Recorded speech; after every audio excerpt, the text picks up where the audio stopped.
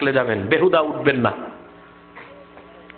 Singapore থেকে 4টি প্রশ্ন এসছে। প্রথম প্রশ্ন, 4 রাকাত ফরজ নামাজে জামাত চলাকালে একজন ব্যক্তি শেষ 1 রাকাত পাইলেন, বাকি 3 রাকাত নামাজ কিভাবে পড়বে?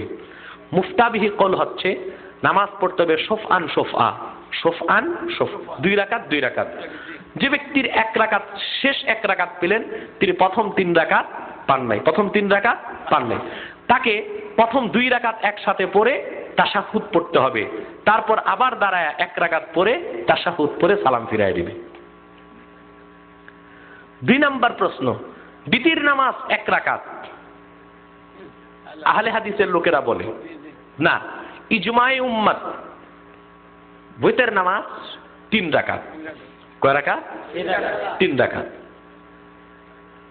আহলে হাদিস যারা লামাযহাবী, তারা কারা? লামাযহাবী, যারা কোনো মাযহাব মানে না। এদের সাথে আমাদের শুধু আমলের পার্থক্য না, অনেকেই মনে করে লামাযহাবীদের সাথে আমাদের পার্থক্য হচ্ছে আমরা পড়ি 20 রাকাত তারাবি, তারা পড়ে 8 রাকাত, আমরা পড়ি 3 রাকাত ওয়েতের, তারা পড়ে 1 রাকাত, আমরা নাভির নিচে হাত বাঁধি, তারা বুকের উপর হাত বাঁধে। আসলে এগুলো কোনো মতভেদই না। কথা বুঝতে পারছেন? আমলের পার্থক্য বড় পার্থক্য না। আমাদের কথা হচ্ছে যে আহলে হাদিস লামাযহাবী যারা, তাদের আকীদার মধ্যে ত্রুটি আছে। সেটা হচ্ছে তারা ইবনু তাইমিয়ার অনুসারী। কার অনুসারী? ইবনু তাইমিয়ার অনুসারী। ইবনু তাইমিয়া ছিল এক পথভ্রষ্ট ব্যক্তি, আর পরবর্তী তার অনুসারী ছিল ইবনু আব্দুল ওয়াহ্হাব নজদি। 1701 সালে আরবের রিয়াদের নিকটবর্তী নজদ নামক এলাকায় যার জন্ম। বুখারী শরীফে একটা হাদিস এসছে, একবার শাম দেশের লোকেরা আল্লাহর হাবিবের কাছে যেয়ে বললেন, হুজুর শামের জন্য দোয়া করেন। হুজুর পাক সাল্লাল্লাহু আলাইহি ওয়াসাল্লাম তখন দোয়া করেছেন, আল্লাহুম্মা বারিক লানা ফি শামিনা। ইয়ামানের লোকেরা বললেন, হুজুর ইয়ামানের জন্য দোয়া করেন। আল্লাহর হাবিব সাল্লাল্লাহু আলাইহি ওয়াসাল্লাম দোয়া করেছেন, আল্লাহুম্মা বারিক লানা ফি ইয়ামানিনা। নজদের লোক বললেন, হুজুর নজদের জন্য দোয়া করেন। হুজুর দোয়া করেন নাই। হুজুর বলেছেন, ইয়াতলাউ কারনু শায়তানে মিনান নজদে, নজদ থেকে শয়তানের শিং বের হবে। ভারত উপমহাদেশের শ্রেষ্ঠ মুহাদ্দিস আল্লামা সৈয়দ মুহাম্মদ আনোয়ার কাশ্মীরি রাহমাতুল্লাহ বুখারীর ব্যাখ্যা গ্রন্থ ফাইজুল বারি শারহু সহিহুল বুখারীর 4th খণ্ডে যথাসম্ভব 175 পৃষ্ঠায় তিনি লিখেছেন, আম্মা আব্দুল ওয়াহ্হাব আন-নাজদি কানা রাজুলান বালিদান কলিলাল ইলমে। আব্দুল ওয়াহ্হাব নজদি, ইবনে আব্দুল ওয়াহ্হাব নজদি, যে ছিল ওহাবীদের নেতা, সে ছিল নিতান্ত অল্প জ্ঞানের অধিকারী, চরম মূর্খ, পথভ্রষ্ট এক ব্যক্তি। আল্লামা আনোয়ার কাশ্মীরি শয়তানের শিং বলতে এই ওহাবীদের নেতা ইবনে আব্দুল ওয়াহ্হাব নজদির কথাই বুঝিয়েছেন। কথা বুঝতে পেরেছেন? ফতোয়া শামী 3য় খণ্ডে বাবুল বুগাতের মধ্যে ইবনে আবিদিন শামী এই ওহাবী ফেরকাকে, ইবনে আব্দুল ওয়াহ্হাব নজদির অনুসারী, যাদের মূল পরিচয় লামাযহাবী। মূল পরিচয় কি? ওরা মানুষকে ধোঁকা দিতে পরিচয় দেয় আহলে হাদিস। কি পরিচয় দেয়? ওরা আহলে হাদিস না, ওরা আহলে হদস। ওরা কি? আহলে হদস। ওরা এরা এই লামাযহাবীদের মূল নেতা ইবনে আব্দুল ওয়াহ্হাব নজদি, সে ছিল পথভ্রষ্ট ব্যক্তি।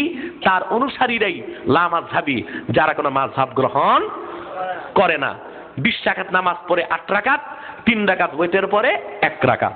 তাদের সাথে বাবুল বুগাত ইবনে আবিদিন শামী বলেছে তারা পথভ্রষ্ট, আহলুস সুন্নাহ ওয়াল জামাতের খারিজ, একটা বাতিল ফেরকা, তাদের কোনো সন্দেহ নাই। ঠিক কিনা বলেন? ভাইয়ের আমার, বন্ধুরা আমার, এই লামাযহাবী আহলে হাদিস যারা, তাদের মূল নেতা ইবনু তাইমিয়া তার সিরাতে মুস্তাকিম কিতাবে লিখেছে আল্লাহর আকার আছে। জোরে বলেন নাউযুবিল্লাহ, জোরে বলেন আস্তাগফিরুল্লাহ।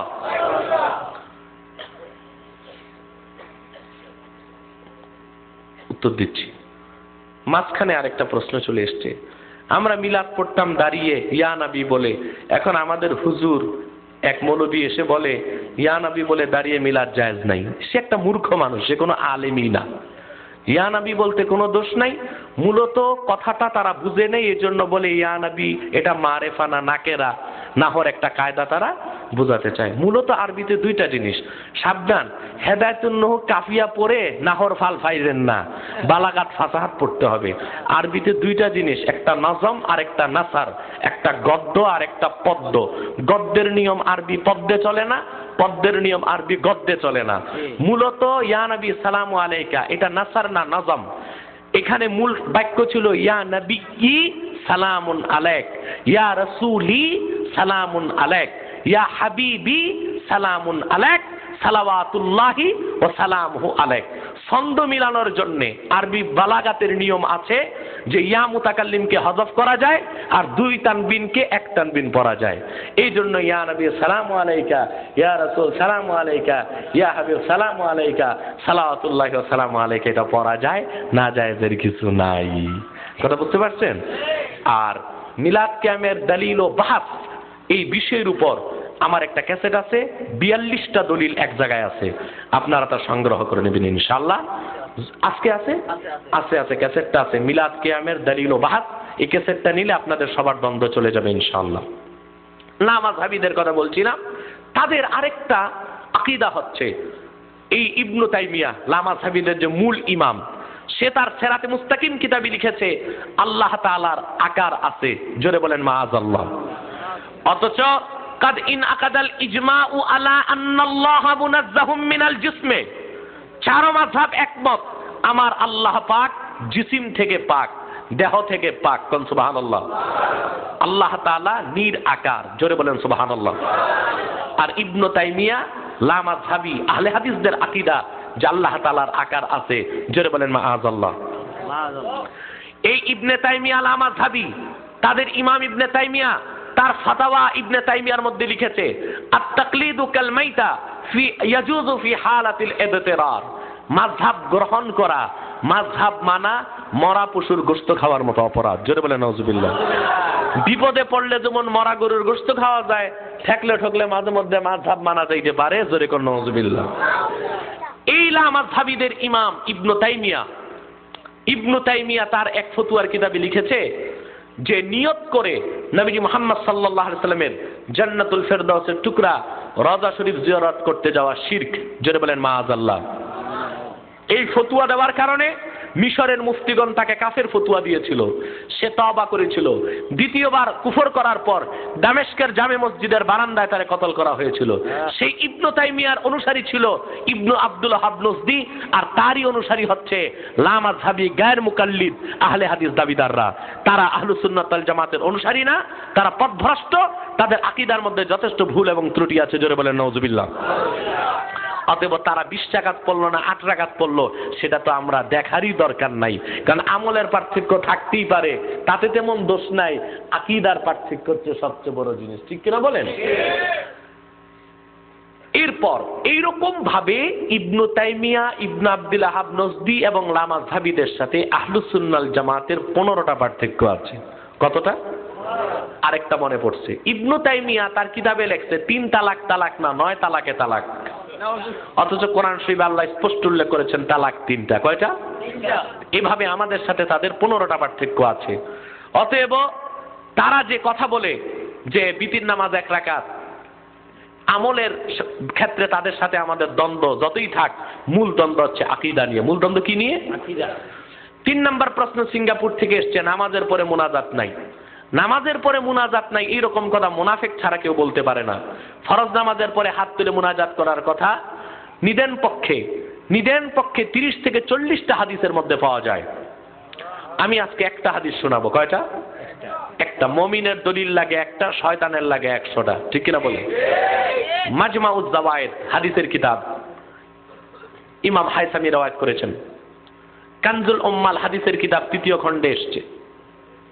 ইবনু সুন্নি তার কিতাবে রওয়ায়াত করেছেন। মুসান্নাফ ইবনু আবি শায়বায় হাদিসটা এসেছে, 2টা শব্দ নাই। 4টা হাদিসের কিতাবে এসেছে। নবীজি মুহাম্মদ সাল্লাল্লাহু আলাইহি ওয়াসাল্লাম 1500 বছর আগে হযরত আনাসকে ডাক দিয়ে বলেছেন, ইয়া আনাস কুল দুবুরা কুল্লি সালাতিন বাদা মা তারফাউ ইয়াদাক। সুবহানাল্লাহ। ডাইরেক্ট হাদিস। হে আনাস, তুমি প্রত্যেক নামাজের পর 2 হাত তুলে আল্লাহর কাছে বলো। শুধু ফরজ নামাজ না, দুবুরা কুল্লি সালা, দুবুরা কুল্লি সালা তুমি প্রত্যেক নামাজের পরে বলো। নামাজ ফরজ হোক, ওয়াজিব হোক, সুন্নত হোক, নফল হোক, আদা হোক, কাজা হোক, তাহাজ্জুদ হোক, হাজির অবস্থায় হোক, সফর অবস্থায় হোক, মুকিম অবস্থায় হোক, সফর অবস্থায় হোক, প্রত্যেক নামাজের পর বাদামা তারফাউ ইয়াদাক 2 হাত তুলে তারপর আল্লাহর কাছে দোয়া করে বলো, আল্লাহুম্মা ইলাহি ওয়া ইলাহা জিবরিল ওয়া মিকাইল ওয়া ইসরাফিল ওয়া ইলাহা ইব্রাহিম ওয়া ইয়াকুব ইসমাইল ওয়া ইয়াকুব আসআলুকা আন তাস্তাজিবা দাওয়াতি। নামাজের পরে দোয়ার ব্যাপারে ডাইরেক্ট হাদিসের কিতাবের মধ্যে আসছে। এটা নিয়ে বাড়াবাড়ি কোনো মুমিনের পক্ষে করা সম্ভব নয়। শবে বরাত সম্পর্কে কোরআন বা হাদিসে প্রমাণ আছে কি? আছে, কোরআন শরীফেই আছে। আল্লাহ পাক কোরআন শরীফে বলেছেন ইন্না আনজালনাহু ফি লাইলাতিন মুবারাকা, কোরআন আমি নাজিল করেছি মুবারক রাতে। ইমাম মুজাহিদ, সুদ্দি, কাসাই, হাসান আল বসরি এবং ফখরুদ্দিন রাজি পাঁচজন মুফাসসির তাদের কিতাবে লিখেছেন এই লাইলাতুল মুবারাকা মানে লাইলাতুল বারাআ, শবে বরাত, এটা বরকতের রাত। হাদিসে অসংখ্য হাদিস এসেছে এই ব্যাপারে। লাইলাতুল বারাতের দিনে রোজা রাখা আর রাতে নামাজ পড়া, ঠিক না বলেন?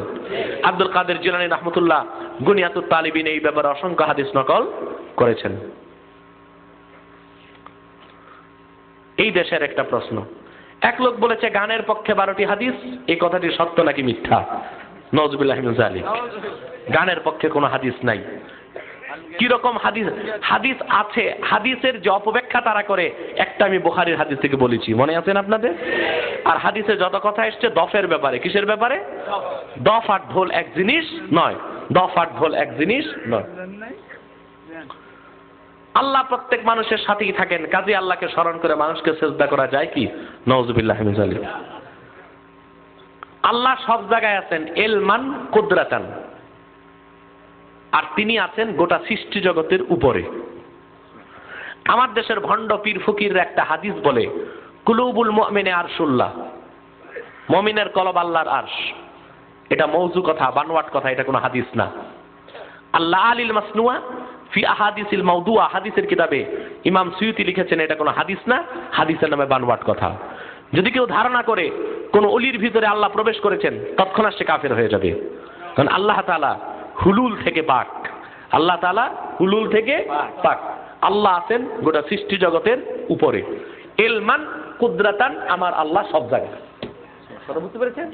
কোন মানুষকে সাজদা করা জায়েজ হইতে পারে না, কোন মানুষকে সাজদা করা জায়েজ হইতে পারে না। শিরকে আকবার, এটা কি? আল্লাহ তাআলা এই কথাগুলোর উপর আমাদের